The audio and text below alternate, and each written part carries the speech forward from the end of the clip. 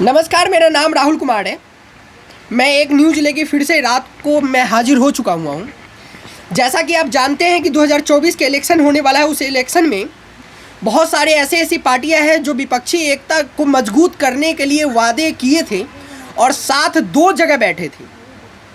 कई जगह तो साथ दिखे भी थे और उसके बाद कई जगह ऐलान भी किए थे कि हम साथ हैं और मोदी को हराएंगे। अभी से ही उनके वादों में खलल डलना शुरू हो चुका हुआ है।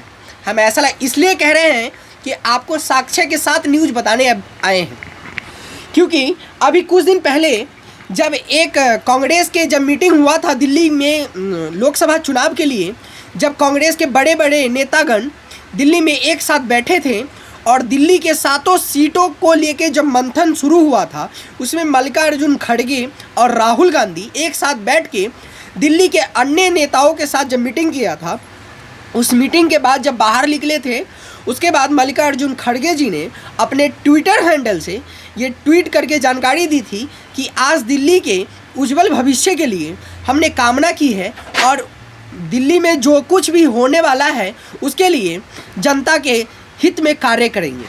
और उन्होंने ये भी कहा कि जब मेरी सरकार थी तो उस समय कांग्रेस दिल्ली को खुशहाल बनाया और जीवन को स्वच्छ और दिल्ली को साफ और अच्छे राजधानी के तौर पे व्यक्तिगत रूप से प्रदर्शित किया। आज दिल्ली का क्या हाल है हम ये भी देखेंगे और आने वाले समय में दिल्ली के लिए लड़ाई लड़ते रहेंगे। आप समझ सकते हैं ये इशारा किन की तरफ था। दिल्ली में तो आप जानते हैं फिलहाल सरकार केजरीवाल जी का है और केजरीवाल जी और मल्लिकार्जुन खड़गे जी एक साथ बैठते हैं, लेकिन ट्विटर से क्या लिखते हैं दिल्ली के बारे में आप समझ सकते हैं। ये देश की राजनीति है। वहीं दूसरी तरफ कांग्रेस ने कहा है कि 7 सीटों पे, दिल्ली की 7 सीटों पे हम अकेले ही चुनाव लड़ेंगे और मोदी जी को हराने का काम करेंगे। वहीं दूसरी तरफ आम आदमी पार्टी ने ऐलान किया है कि जब कांग्रेस मान ही ली है कि हमें 7 सीटों पे अकेले ही चुनाव लड़ना है, तो फिर अगले जो विपक्षी एकता पार्टी का मीटिंग होने वाला है उसमें मेरा क्या काम है। आप समझ सकते हैं कि विपक्षी एकता पार्टी में अभी से ही दरार पड़ना शुरू हो चुका हुआ है। इसी बीच इस समय चुटकी लेने के लिए बीजेपी के एक विधायक है दिल्ली से, उन्होंने कहा है कि हम तो सोचे थे कि दोनों साथ आएंगे और एक भी सीट नहीं जीत पाएंगे, अभी से ही दोनों अलग हो गए तो अब मुझे लगता है कि इनको वोट प्रतिशत में भी आपस में लड़ाई होगी कि मैं इतना लाऊंगा तुम इतना लाओगे। अब तो देखने वाली बात होगी 2024 के इलेक्शन में क्या होता है, उस पर मंथन करना शुरू है। उसके बाद जैसे ही ये बात हाईलाइट हुई कि अरविंद केजरीवाल जी अब अगले जो मीटिंग होने वाला है विपक्षी एकता पार्टी का उसमें नहीं जाएंगे, इस पे राहुल जी ने ऐलान कर दिया है कि 7 सीटों पे हम अकेले ही चुनाव लड़ेंगे। अब तो देखने वाली बात ये होगी कि यही 2 पार्टी अगर दरार का जरिया है या फिर आगे भी दरार पड़ता रहेगा या फिर यहीं तक सीमित हो जाएगा। अभी तो देखते रहिए, ये तो स्टार्टिंग है।